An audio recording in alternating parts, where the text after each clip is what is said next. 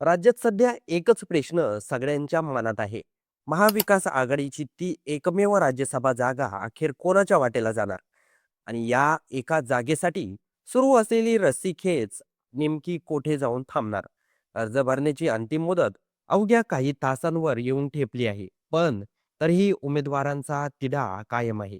त्यामुळे राजकीय वातावरण प्रचंड सस्पेन्स निर्माण झाला आहे.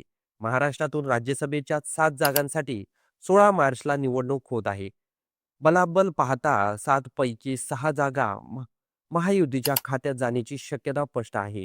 त्यामुळे महाविकास आघाडीच्या वाटेला केवळ एक जागा उरते आणि नेमका हीच जागा सध्या आघाडीत वादाचा मुद्दा ठरली आहे. या पार्श्वभूमीवर मंगळवारी मोठी राजकीय हालचाल घडली.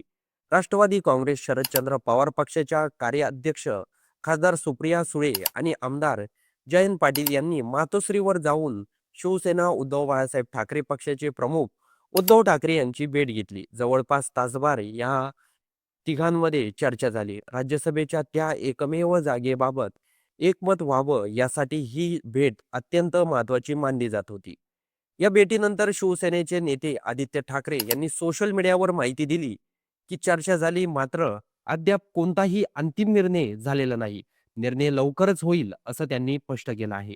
म्हणजेच बैठकीनंतरही तिढा कायम असल्याचं दिसून आला. दरम्यान राष्ट्रवादी काँग्रेस शरदचंद्र पवार गटाची भूमिका स्पष्ट आहे. त्यांच्या मते पक्षाचे अध्यक्ष शरद पवार यांनी पुन्हा राज्यसभेवर जावं. जयंत पाटील यांनी माध्यमांशी बोलताना सांगितलं की पक्षातील कार्यकर्ते, लोकसभा, राज्यसभेचे सदस्य सर्वांनी मिळून शरद पवारांना पुन्हा राज्यसभेत पाठवण्याचा आग्रह धरला आहे. त्यामुळे आम्ही उद्धव ठाकरे यांना विनंती केली आहे की तिन्ही पक्षांनी एकत्र येऊन महाविकास आघाडीचा एकच उमेदवार ठरवावा. महत्वाची बाब म्हणजे शरद पवार यांच्याकडे स्वतःचं पुरेसं संख्याबळ नाही. त्यामुळे यांना शिवसेना, उभाटा आणि काँग्रेसचा पाठिंबा आवश्यक आहे. काही सूत्रांच्या मते जर शरद पवार यांनी उमेदवारी अर्ज भरला तर ही निवडणूक बिनविरोध होण्याची शक्यता आहे. पण त्यासाठी आघाडीत पूर्ण एकमत होणं गरजेचं आहे. याआधी सुप्रिया सुळे यांनी दिल्लीत काँग्रेस अध्यक्ष मल्लिकार्जुन खरगे यांची भेट घेतली.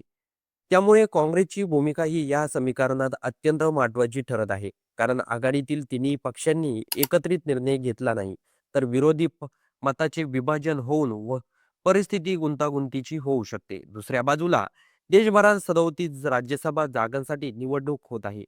महाराष्ट्रासह ओडिशा, तेलंगणा, तमिळनाडू, छत्तीसगड, पश्चिम बंगाल, आसाम, हरियाणा, हिमाचल प्रदेश आणि बिहार या राज्यातील जागा रिक्त होत आहेत. भाजपने आपले उमेदवार जाहीर केले आहे. राष्ट्रीय अध्यक्ष नितीन नवीन यांना बिहारमधून उमेदवारी देण्यात आली आहे. याआधी जे पी नड्डा आणि अमित शहा हे देखील अध्यक्ष झाल्यानंतर राज्यसभेवर गेले होते. त्यामुळे राष्ट्रीय पातळीवरही ही निवडणूक महत्वाची मानली जात होती. मात्र महाराष्ट्रात सगळं लक्ष एका जागेवर आहे. कारण ही जागा केवळ राज्यसभेची नाही, तर ती महाविकास आघाडीच्या एकजुटीची कसोटी आहे. जर तिन्ही पक्ष एकत्र आले तर संदेश स्पष्ट होईल. आघाडी मजबूत आहे, पण जर अंतर्गत मतभेद वाढले तर त्यांचा राजकीय परिणाम दूरगामी होऊ शकतो, असं दिसत आहे. आता अर्ज भरण्याची अंतिम मुदत जवळ आली आहे. जयंत पाटील यांनी स्पष्ट केलं आहे की आज किंवा उद्या योग्य निर्णय होईल. म्हणजेच पुढील 24 ते 48 तास अत्यंत निर्णायक ठरणार आहे. शरद पवार स्वतः तयार आहेत का? यावरही प्रश्न विचारला गेला असता त्यांनी सांगितलं की आम्ही सर्वांनी मिळून त्यांना आग्रह केला आहे. एकूणच ही केवळ एका जागेची निवडणूक नाही, ही महाविकास आघाडीच्या राजकीय एकात्मतेची परीक्षा आहे. मातोश्रीवर झालेली बैठक, दिल्लीत झालेल्या भेटी, पडद्यामागील चर्चा आणि वाढत चाललेला सस्पेन्स या सगळ्यांमुळे राज्यातील राजकारणात पुन्हा एकदा तापला आहे. आता सगळ्यांच्या नजरा लागल्या आहे की अंतिम निर्णयाकडे. शरद पवार राज्यसभेवर जाणार का, की आघाडी वेगळा चेहरा पुढे करणार? याचं उत्तर पुढील काही तासात मिळेल. पण तोपर्यंत महाराष्ट्राच्या राजकारणात उत्सुकता आणि अनिश्चितता कायम ठरणार आहे, हे नक्की. तर मंडळी, या संपूर्ण घडामोडीबद्दल आपलं काही मत असेल तर ते कमेंट बॉक्समध्ये नक्की नोंदवा.